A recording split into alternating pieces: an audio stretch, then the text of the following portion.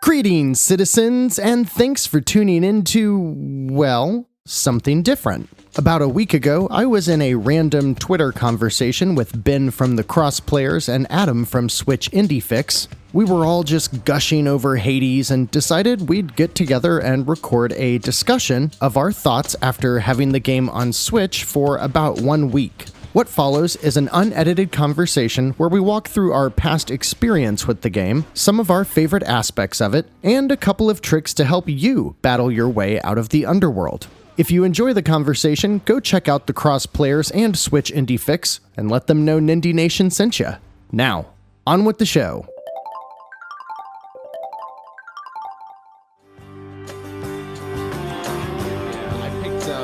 I picked up Bastion back on the Vita, not around the time it came out, but maybe a year or so later. And then I had played Transistor maybe like a third of the way through on the PS4. It was free with PlayStation Plus at some point. I'm sure that's how a lot of us played it. And I didn't finish it. And I had a hunch about a month ago that before the end of the year we would get Hades on the Switch. So I decided to boot it up and play it. And I was quite literally at the save point before the final encounter when the presentation happened where they shadow dropped it. And I was just like, oh crap, I got to get in there and beat it before I play Hades. So Transistor is just as fresh as it can be in my head right now. I've never played Pyre though, and I really want to. No, well, Pyre is like the odd one out, isn't it? It's like the black sheep, yeah. Yeah, only one that's not on Switch. And isn't it got a kind of like a sports element to it or something, the gameplay? I believe so. Like, I think it was kind of like the game they were putting their hopes on before Hades, and I think it came out and did critically well, but kind of flopped sales-wise. And yeah, like you said, it's kind of a bit like the black sheep of the family, which I think they'd rather be like, yeah, we did that, it's over now we're all about Hades again. But you're right, it has some, I think it also has some like roguelike elements to it in the story, and yeah, there is some like team game to it. It's kind of like football, like soccer, but in like this fantasy world, which is interesting. But yeah, I mean, they always make interesting stuff. So I know you stream Bastion quite recently, Adam. Yeah, so it kind of fell into place perfectly that it released last week on a Thursday, because that's the night it's a stream. And I was kind of struggling last week. I was like, yeah, I don't really know what I want to play. Like, I'd been playing a bit of Spellbreak, like the kind of Harry Potter / Fortnite battle royale game. But I was like, yeah, I don't really. It's not enough to play for the full stream. And then it kind of dropped, and I played it for an hour and a half, and was like, okay, this feels like a very good roguelite. And I'm kind of like, I guess, the roguelite guy. Like, I love playing roguelites, but there are so many now that and in varying degrees of quality, that you kind of feel like it has to have that balance of the minute-to-minute gameplay has to be good, and also the feeling of like progression has to be good as well. Which just after playing like an hour and a half of Hades, I kind of really felt and played it on stream, and then since then I've been playing it pretty much every day for a week, and just got off a stream now from playing it, so it's still fresh in my mind. I can tell how into it you are, because I just asked about Bastion. You just went straight into Hades. You're like, oh, what? No, I don't want to talk about Bastion. I want to just get on with it. I mean, it is just the kind of game that gets in your head. You know, it's been a long time since I've played a game that it's just... And I've been playing Hades for a year and a half. I've got like 80 hours into it on PC. Right. I built a PC for the first time owning a PC in 21 years because of Hades when it was announced at the Video Game Awards. And so I bought it for $5 when it was in early access, December 2018. And it's just like, you know, I fell off of a little bit like a couple of months ago, but, you know, now that it's back out, I can't stop playing it. It's one of those games, though. It's just, I mean, look, the reason this whole conversation came about is we were just, I forget which one of us posted about it on Twitter, and then we both, you know, we all just kind of said, well, I think it was you, Adam, and I said, oh, we should do a podcast about this. 90% of my tweets over the last week have been Hades based. Yeah. And we all just went, oh, let's have a conversation about it. So that's how this came about. But it's just one of those games that just instantly just grabs you and just hooks you and doesn't let go. But what was it always like that, Jeff, in early access? Because obviously Adam and I are coming to it completely fresh. Yeah, and maybe Jeff, you could just explain what the game is, just in case people aren't up to speed with it. So, as is with many indies on the Switch, it's a combination of a few different genres, but at its basic, it is a roguelike, so you are trying, dying, repeating with some permanent growth elements. So every time you fail, you can upgrade yourself to get a little bit stronger. The core minute-to-minute gameplay is an isometric perspective that's very similar to Bastion and Transistor. But in Hades, it is a little bit more hack and slash. You know, you've got like your weak attack, your strong attack, and then kind of a magic ability as well. And so you're clearing out randomized dungeon areas, finding temporary buffs to help you on your run, and seeing how far you can progress through 3 or 4 kind of primary biomes, each with their own boss. And so where that started, when the game first dropped, it was only Tartarus, the first area. And so you would encounter Megara, and then it would be over. And she didn't have her sisters yet or anything like that. And when you were in the House of Hades, it was the primary hall, and where Hades sits at the throne with Cerberus. And you could talk to Nyx and Hypnos, and then you had Zag's bedroom, and that was pretty much it. And they would do a new update pretty much every month, every 6 weeks, and those updates would usually be, hey, we've added this new weapon, this new god, or 2 new gods, and then they would have 3, I think, significant updates that happened like 4 months apart each. That would, like, the last big update that hit 3 months ago was the Elysium update, and that's when they added that 3rd big biome. And what they did that was so cool is when they launched the Content Complete update about a month ago, it added the end game and the post game. So I'm going to suspect that neither of you have finished the primary campaign. But when that you is do, correct. Not yet, no. When you do, without any spoilers, and I can't spoil it really, when you do complete it, you now open pretty much the other 75% of the game. Because it is it is an infinitely scalable dungeon that opens up afterwards. You can never out level it, and so they had a bunch of that stuff in there. But with their last update about a month ago or 2, they did not include the final story ending or the final boss. So even though I've been playing it for a year and a half, I don't know how the story ends, and so it's really exciting. Even just coming into it now, it's we all get to see the same ending. That's amazing. Yeah, it's cool how they've kind of, and I think that's why it's getting such a good reception right now, is because it has been polished for the last nearly 2 years, and I think how they've planned it out, that everyone is experiencing, like you said, like the ending at the same time, is kind of like genius, because it kind of takes away that kind of thing of like, oh yeah, this is an old game, it's 2 years old, if no one really knows how to play it, how it ends. And I think that's also one of the coolest things about it as a roguelite, is that it has an interesting story, which usually you don't really find in roguelites. Yeah, there's almost a justification for the repetition through the narrative, and it there's a reason for it, rather than it. Obviously something like Dead Cells or Enter the Gungeon, there is a pretty loose reason as to why you keep restarting and going through these ever-shifting levels. But in this, it's so interwoven into the actual gameplay. Yeah. And, the closest comparison, have either of you played Children of Morta?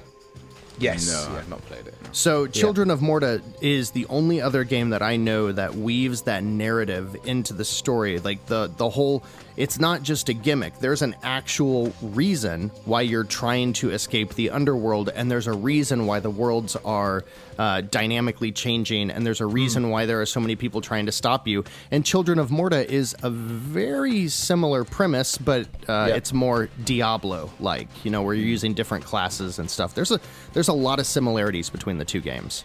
Yeah, even the way that you can go and stand on a cliff edge and the camera sort of pans out. Oh yeah. That reminded me of Children of Morta. When I first Yeah. did that in Hades, I was like, oh, well, I wonder who borrowed that idea from who. But that was quite cool. But yeah, I think it's got that. So the roguelite element to it, obviously in Children of Morta, there's a reason for you to keep coming back to the house and a reason for you, and you do all your upgrades and stuff there. But it just seems like, I don't know, this feels like the absolute apex of everything that Supergiant have done previously, plus the apex of the roguelike genre. Yeah. It really does feel like this is what they should be now. It's great. I've played a lot of, like you, Adam, I can't get enough of roguelites in particular, but this just feels like it's the evolution of that sort of subgenre almost. Yeah. And yeah, I think it's got that ability to cross over to a wider audience because it feels like a complete package rather than you're just trying the same thing over and over again. The sense of progression is just like nothing I've played before.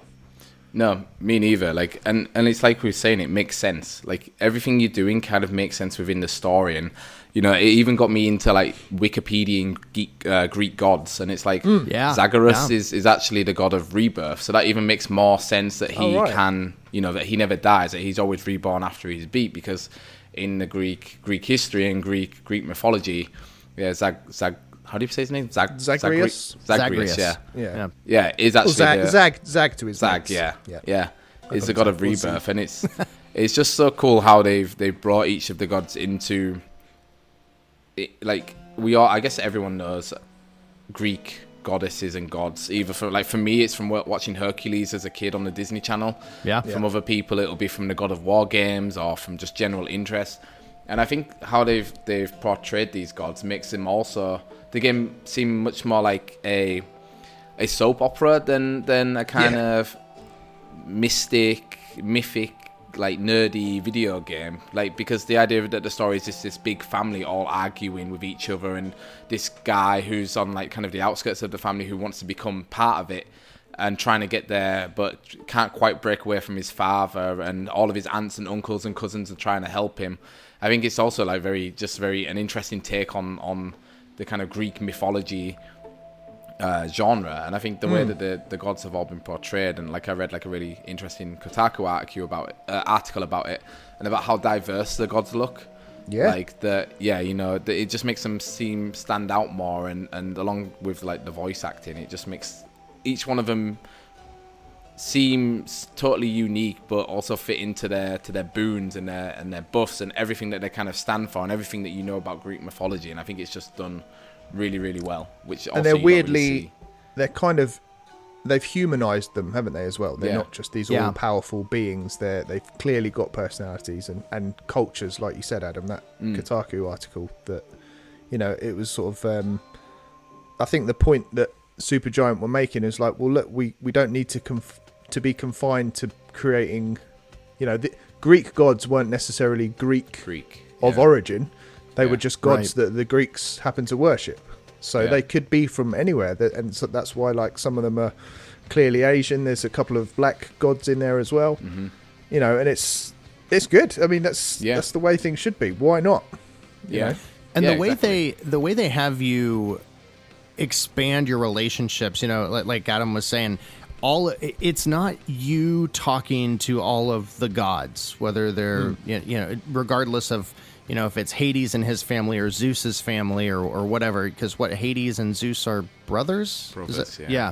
And so there's they all refer to each other as uncles and cousins and all of that kind of stuff, and they all have not only a consistently progressing narrative dialogue with Zag himself, but also with each other. And so you'll notice, depending on what kills you, that will be a discussion point the next time you open up in the House of Hades. Hypnos usually has a snide remark for you, or Poseidon when you get back to the house.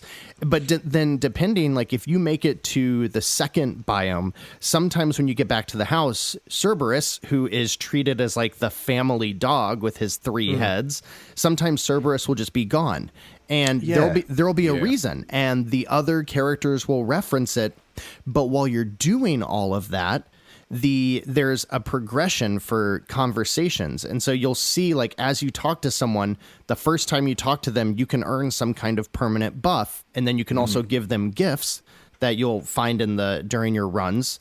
And so it has all of the I don't know, progression you need in the codex to see, okay, the next time I have a choice, I need to talk to Poseidon, or I need to talk to Nyx when I see her next. And that can also give you this meta game very, very simplistically, but kind of like Persona in a way. It's almost like a dating sim, isn't it? Yeah. You know, you're gifting, like Persona or Fire Emblem or something, where you're, you know, trying to keep people happy and giving them the nectar, isn't it? Yeah, nectar, yeah. But I think that also goes into like them kind of changing up the roguelike genre a little bit, because usually in a roguelike, when you die, you're like button mashing again until, okay, I need to just get through this screen, get through the end screen, get through my stats and get into the next run. Whereas I always look forward to coming back to the House of Hades, because I'm like, okay, what is new here? Like, where is Achilles? Why is Achilles missing? Or like you said, during the stream, I got to Hades and fought Hades, and he beat me. Then I got back to the house and he wasn't there, and I was like, well, I guess that kind of makes sense because he didn't die, so he has to physically get back to the house, kind of, I guess. Yeah. Right. Whereas I just get respawned in the pool of blood. So it's just like these cool little details that just make the game just, like I said, like make sense in kind of the story it's trying to tell you. And like you said, Jeff, with Hypnos has the amount of dialogue they must have built in to the game, and the amount of like the logic of, okay, well, if this happens, he's going to say this. Just I can't even fathom the programming behind it. But Hypnos in particular kind of reminds me of have you guys played The Messenger? Yeah. No. Yeah, you know Quarble that pops up every time you die, and he's always got something. Oh, yeah, something snide. Yeah, to say. snide comment about how you failed miserably. Like, oh, maybe you should have jumped that time. Have you tried not sucking? Have you tried that? And it's almost like Hypnos, and it has got humour in the game. Like, so Skelly, your fighting dummy that you just can practice your weapons with. It's he's got a kind of a New York accent, and it feels really almost out of place, but funny because of that. And he's your training dummy, and you can practice your weapons on him before you go on your run. And you want to know how much damage your various combos. They're simple combos, but nonetheless, it's good to know which formats work best. But when you take him out, he falls into a pile of bones and dust, and he disappears. Yeah. And then he comes back, and he'll be like, and I'm back, Yeah. Yeah. It's good. But we have to mention the combat as well. I think that's also a very compelling reason as to why this just works. I think, obviously, Jeff, the Children of Morta comparison is a really good one. But I don't think the Children of Morta combat was anywhere near as good as this. This I would agree. Feels fluid along the lines of Dead Cells, and I think this is something that Dead Cells got spot on. And this feels very much like an isometric version of that. It's quick. Yeah. It's you can get in and out of trouble. There's a rhythm. You have to know. Yeah. You will get that feeling. You don't have to study it, but you have to understand. If I'm using the shield, the dash attack will work, and then I can do a 2 or 3 hit combo, and then if I can make it out in time, I want to throw the shield and dash away and catch it, You've got to understand those things. What are your favorite weapons that you've been using? Go on, because we differ on this, Adam, so you go. My go-to is the Eternal Spear. It's when I first unlocked it, I didn't like it. I was like, okay, it's a bit slow, and I don't think it does too much damage, but the further I've been getting into the game, I realized that I really like the kind of the length that it has, and the distance, and also the ability to throw it is pretty cool. And I've upgraded it, I think, 2 times now, so that when I throw it, I can tap what's the button, X again, and then I'll dash to where the spear is. Yeah, which I think is a great combo, because then usually you're behind the enemy, so you can turn around and then backstab them a lot of time for extra damage. But yeah, I'd say. Yeah, the Eternal Spear and the sword I'm probably the best at.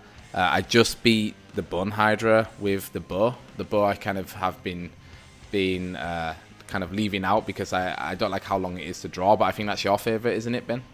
Yeah, because I don't use the basic attack very much at all. I just use the kind of the X button, the special. The fan of just, arrows. Yeah, I and I'm not so good at aiming, so I just spray and pray. The spray and pray. Yeah. I'd much rather go in there just spraying arrows at people and hope for the best. But and the way you can get upgrades to that, like you can upgrade to where it shoots twice as many arrows, or you can upgrade to where it shoots 2 or 3 times as fast, and you can just blow up rooms. You know, it's awesome when you really upgrade those. But I totally get. I'm probably using the spear more now because I've used some of the. What is it? The blood. This thing you get from Meg when you Titan blood. Yeah. Titan blood. Yeah. So I've used that to upgrade. I used it all on the spear. I don't know why I did that. That seemed dumb in hindsight, but there now are different weapons. It's a badass weapon that are definitely like. I feel like if you're using the spear or the bow and arrow, if you're getting into a boss and you're not doing so hot, if you've got one of those 2 weapons, you can usually kind of cheese your way through the boss. I think you can be a little bit more defensive, whereas if you've got the sword or the gauntlets or something, you got to know what you're doing because you're going to be in there and close the whole time. Yeah I like being distant. I quite enjoy. So I don't think I've gone back to the sword since beating Meg for the first time. I think I've gone on and just used all the others, but what's the name of the gun one? The machine gun? Yeah.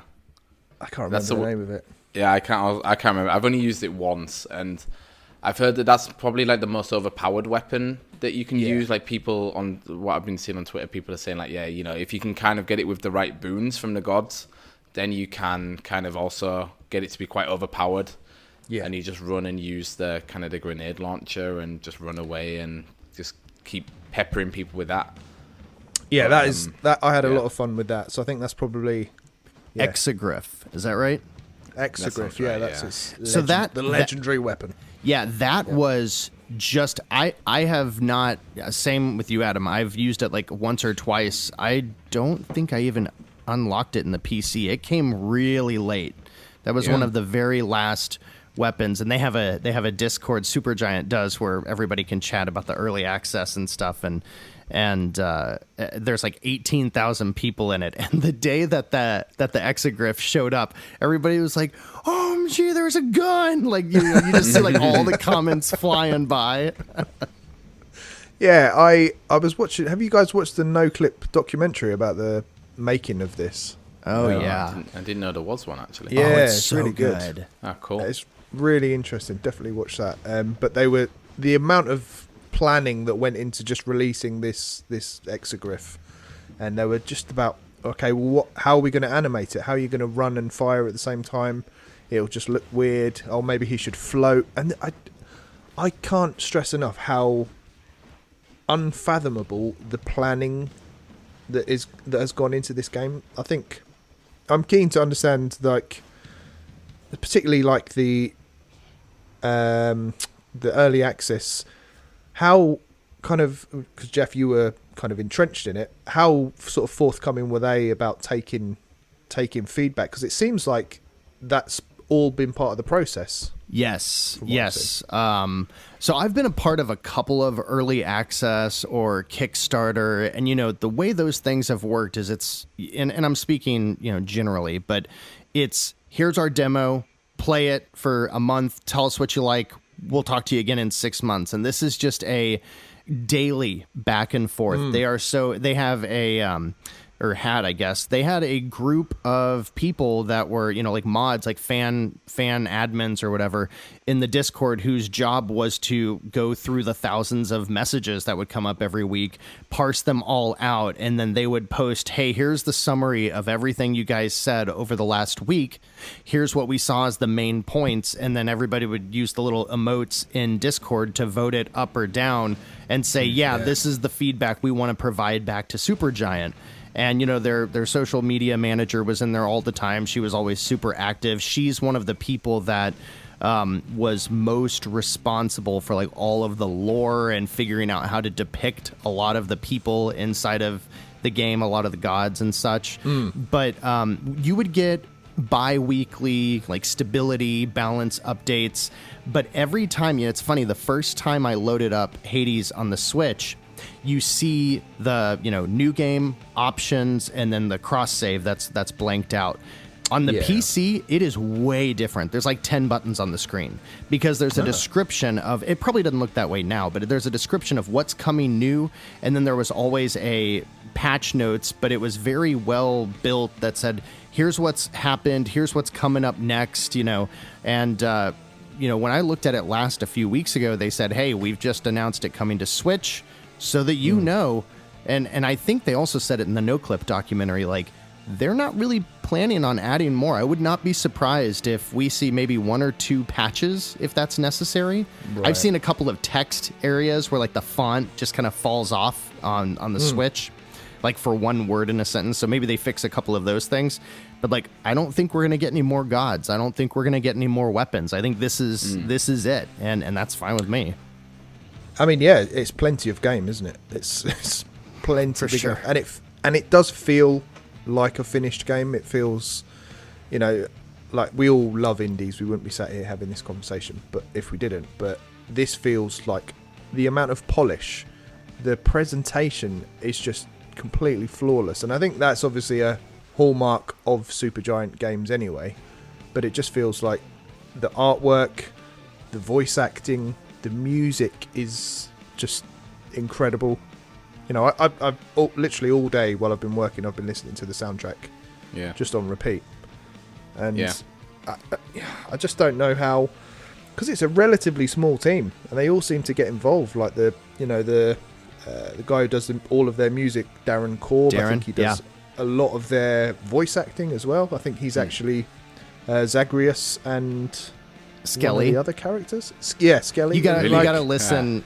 Shameless but relevant plug to this week's Nindie Nation episode. Darren provided a 10-second bumper at the very beginning of the episode as Skelly. He was it was amazing. Awesome. He said our little tagline, and it was just it was like such a fanboy moment for me when he sent me the little file. It's like so appreciated. But that's cool. Yeah, it was really cool because from watching No Clip, I was also picturing him. I said in the email, it's like, hey, you just record it on your phone. No need to go in your gigantic vocal. You don't have to do like 50 bedroom. takes. Yeah, right. Just whatever is fine. I'm happy. But I mean, that voice acting is just marvelous.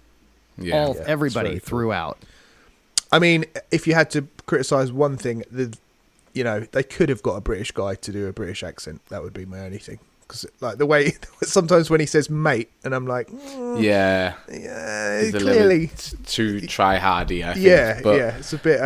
What's the guy that played the guy that was in Mary Poppins? I forget his name, but it sounds a little bit like, hey, yeah. Oh, I'm doing an English accent, mate. I always think he sounds a bit more like Hugh Grant, like trying to be down to earth. And they're like, a very posh British accent, but be like, oh, I'm normal. Oh, hey, mate, how are you today? Yeah, I can talk to you, Skelly. Mate. Being in America, and last night, who was he talking to? There's a couple of people that he very specifically calls mate. I think Thanos was one of them. Like they seem to be like buddies. You can see where those past relationships are. And it was in one of the more engaging conversations with Thanos, and it stood out to me because we don't typically walk around calling people mate, and I was like, wow, he's really saying mate a lot. That must be like they must be really chummy. I was like trying to parse out my own meaning from it not being part of like daily vernacular. Yeah. I think they that just reminds me the pacing of the game is incredible as well, isn't it? Like, obviously, Adam, you said you look forward to coming back to, home base or the Hall of Hades, and it doesn't feel like death is too punishing in this game. It's not. I don't ever go. Like, obviously, I'm frustrated if I'm close to winning a battle and then I die, but it doesn't ever feel like unfair. No. And I just think the cadence of you have a couple of rooms where you're fighting, and then you'll have one where you might just pick up an item and that's it, and there might be a well there for you to replenish your health or something. But or what's the guy that pushes the boulder for eternity? Sisyphus. Sisyphus, that's it. Yeah, and you just see him and syphilis. Yeah, in one room you might get syphilis. You never know. If you're lucky. These ancient Greeks, they were doing everything, aren't they? Just partying. Exactly. That's what's the god of wine? Dionysus. Dionysus. He's one of my favourite ones, actually. Yeah. His little sound effects with the cheering and the cork popping and the sound. Yeah. Brilliant. And to that point, like, one of the things that has to keep a roguelike engaging is the notion that no run is ever wasted, and that's something that frankly I think games like Enter the Gungeon fail at. Like, when I play Enter the Gungeon, a lot of times I'm like, man, I only got to like the third area and it feels like I just made a dumb mistake and now I've got nothing to show for it. But I know a lot of people, absolutely love that game. But something it does very well, like Children of Morta, is they have these multiple different currencies where you can go into an area and say, I need to get as many darkness shards as I can. So I'll grab this weapon that has a perk on it, and I'll take this path every time I have the chance, because you're constantly picking 1 to 3 different doors in each, challenge. So usually once every minute, you're making a decision on what thing you want to try to farm, and it goes towards upgrading your character, unlocking new weapons, building out the house itself, which has both decorative and functional upgrades to it. So you can go in there and you can just work towards just about anything. And I would imagine that our builds have some similarities, but I bet our games look entirely different.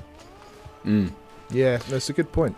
And I think it's also good because, like you said, like in other roguelikes, you're not really thinking about the moments between the bosses. Like, a lot of the time, like with Enter the Gungeon, you're like, okay, I want to get to the boss because I need the credits to save up to get this gun.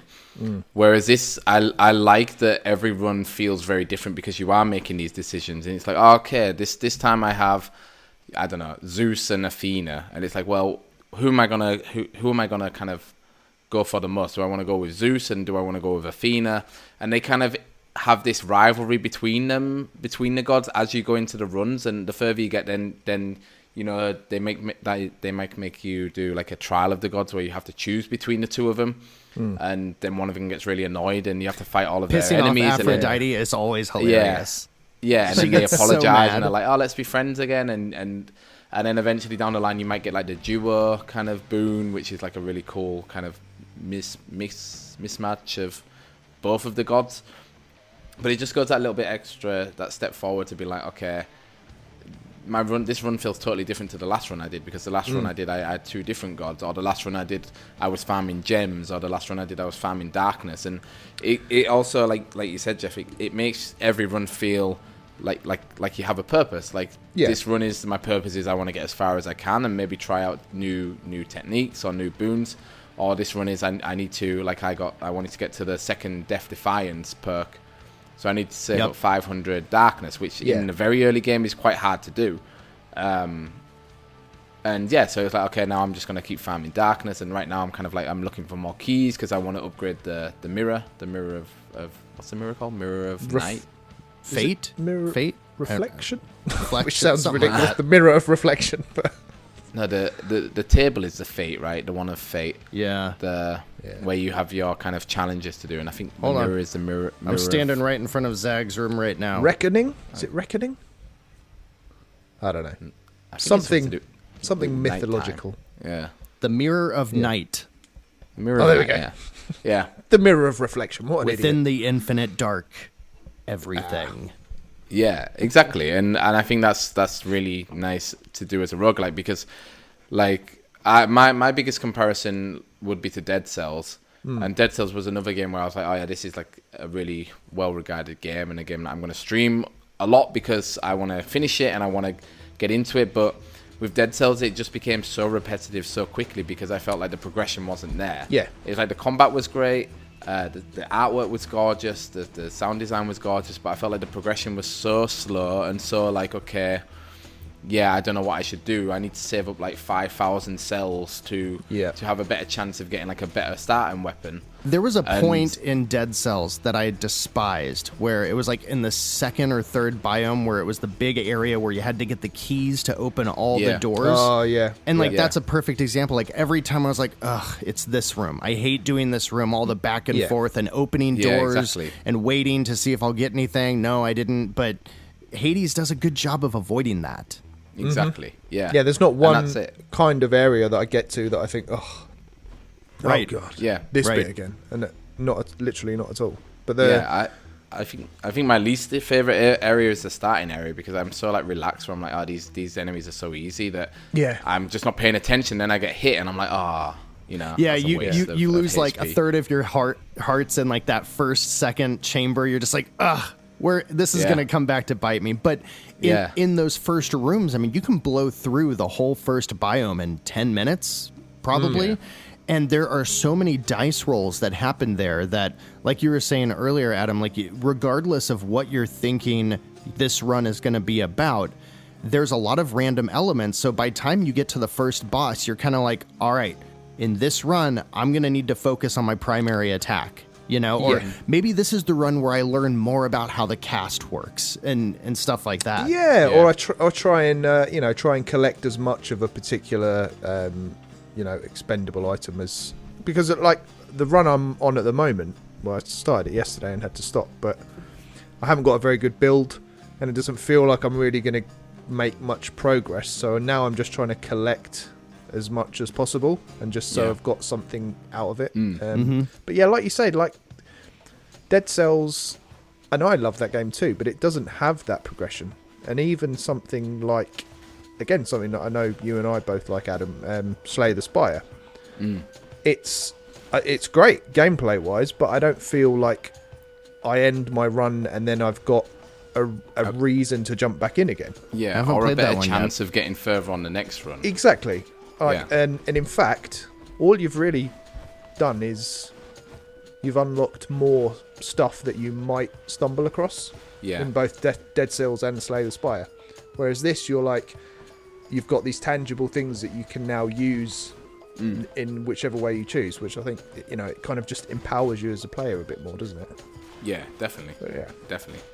And it kind of adds to that hook of like one more try, of like, okay, like now I'm getting quite fast, so I'm getting, I don't know, I'd say between like 500, probably like 400, 500 darkness a run now. So I'm like, when I get back, I'm like, okay, I'm rubbing my hands like, what am I going to upgrade now? and then you just kind of like, then straight afterwards, like, okay, now I've upgraded all this stuff. Now I just want to go and see how much more powerful I am. Yeah. How easy is it to get through the second biome now, not just the first one? Like, how can I power through? I can't wait to be able to get to that point with Elysium and feel like I can just wreck shop through there, because at the moment I get to that one and I'm like, okay, this is where things start getting tasty. Get that room where all those chariots are just charging at you and they all blow up. Last night I had a boon that would leave behind, I'm sure you guys have had it too, where you dash and it leaves behind the little explosive trail. I think that one was Zeus's, so left behind a lightning strike.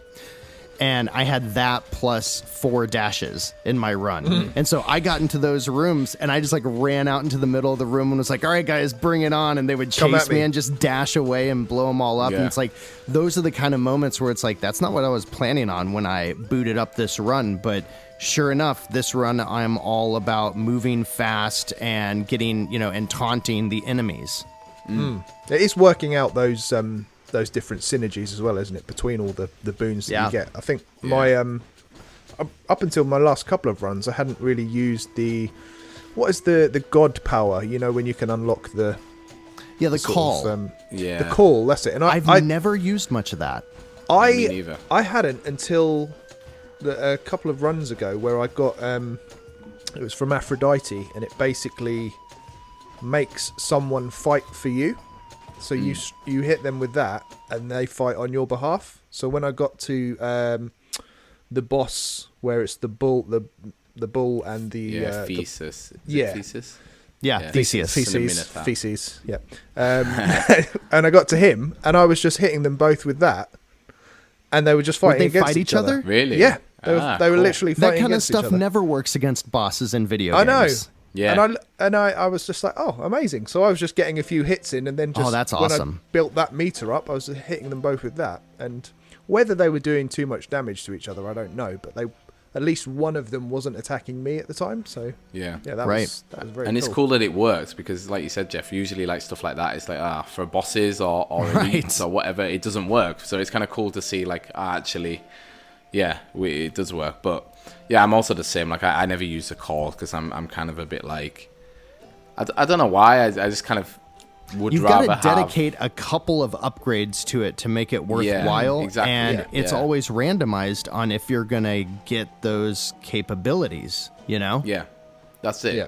And that's kind of the bit. That's kind of like the part of the meta that I haven't really gotten into yet. Is the synergies? Like I'm not really 100% sure what works best with what. Like I feel like I have my build that I like. Like I'm very focused on usually going for a Athena and getting my attack up and having deflects because I like deflecting missiles. Deflecting is key. Yeah. Yeah, and then also I'm like, yeah, I like the kind of poison effect from the dash from the god of wine or whatever he is.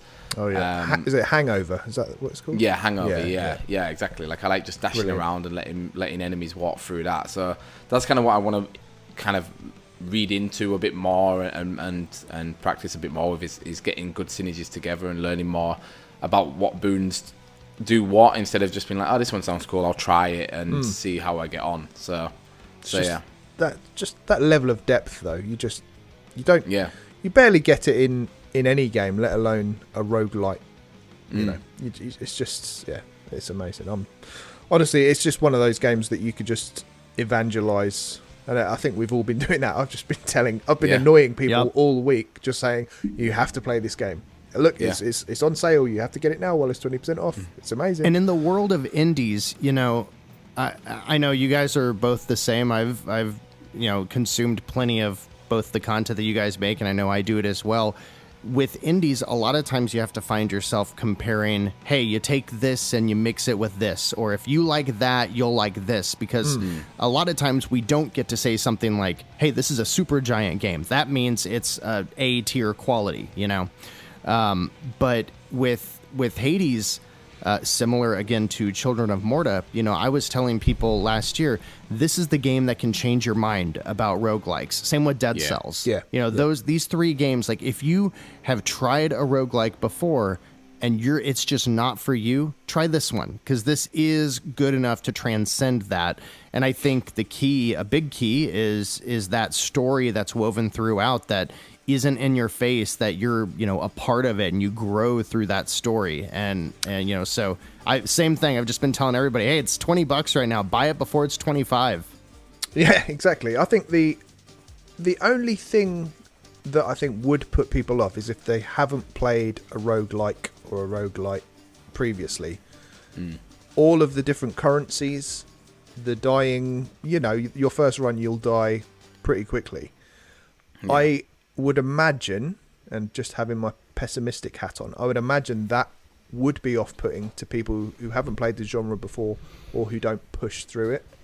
Yeah. Because I could certainly see that being overwhelming. All right, so I've got to get coins, but then I lose the coins, but then I keep this other stuff, you know, and because we're familiar with the genre, we picked it up quickly, but I can see someone that hasn't dabbled maybe not pushing through that pain point. I think Enter the Gungeon was probably my first roguelike, and when I first played it, I was just like, well, this is fun, but I'm just dying, and you know, I've got nothing to show for it. I don't know what all these different systems mean, but it's once you get through that it clicks.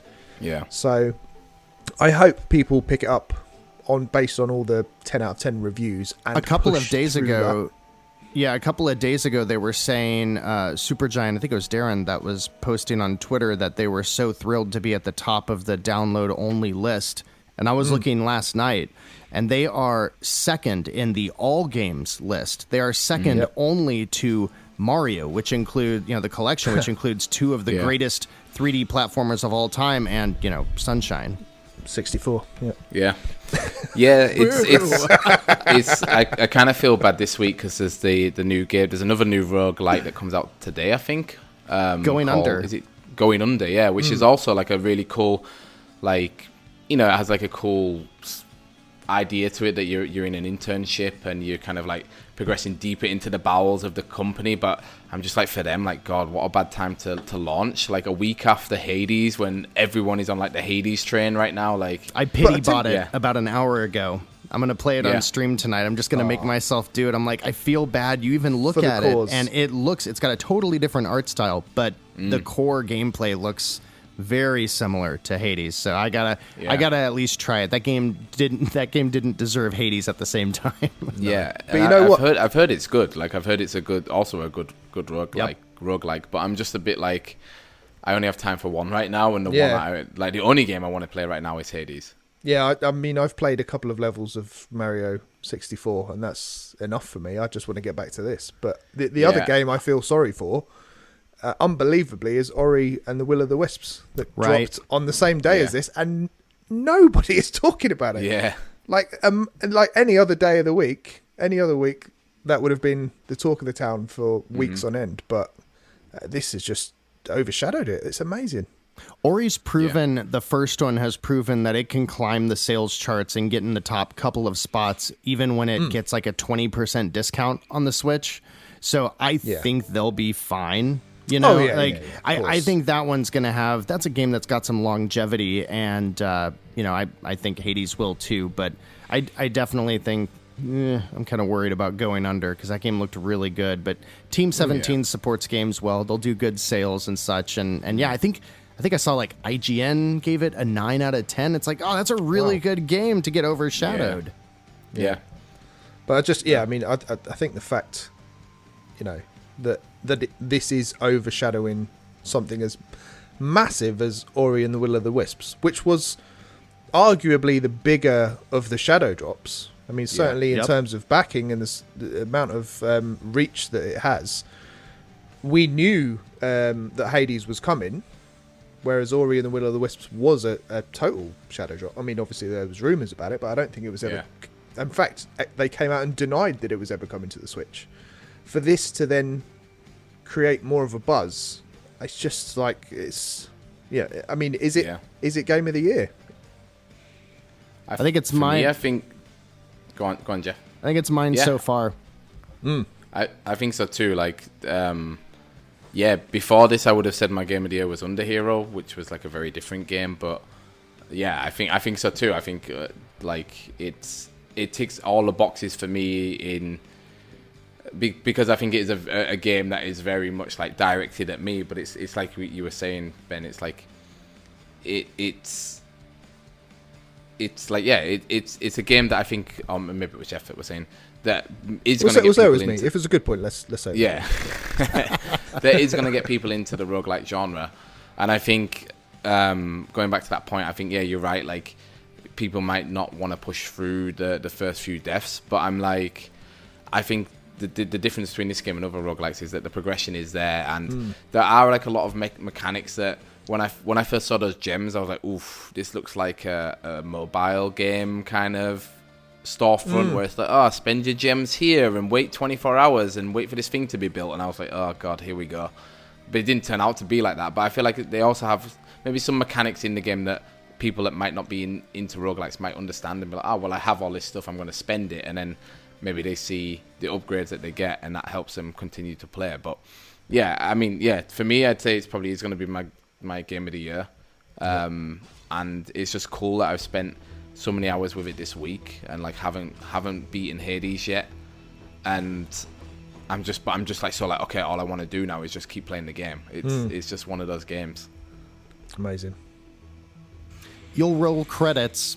You'll get there. You'll roll the credits, and then you're going to see an enormous amount of stuff open up. That's up. what I'm excited for. I know it. Like, I know that, okay, this isn't the end. Obviously, it's not the end. Like, and it's just also, I guess, getting over that road bump of like, it started off with Meg. Like I was like, oh my god, how am I going to beat this Right. woman? Yeah. And then the bone hydra, and now it's with Theseus and the Minotaur. And with them, I'm still a bit like, I'd say it's 75 to 25% that I win. Like I usually 3 out of 4 times I'll win, but that one time where I'm lose, I'm like, god damn it. And and then there's like the next floor, and then if you get through that and you're lucky with finding the bag of food for the dog, then you're like, okay, then you get to Hades, and it's kind of like then just trying to get that perfect runway. Like you get to Hades with your 2 lives left. You have good items, you have good upgrades, and you're just on point. And I'm like, I just want to get to that point. And I'm like, I really hope it happens on stream, because it would be so like hype if I beat him on stream. Yeah. But I'm playing so much in my free time that I know I'll probably will beat him in my free time. But yeah, it's one of those games where I think you start it and then you are thinking about it a lot when you're not playing it, and you're like, oh well, what could I do differently to get better at the game?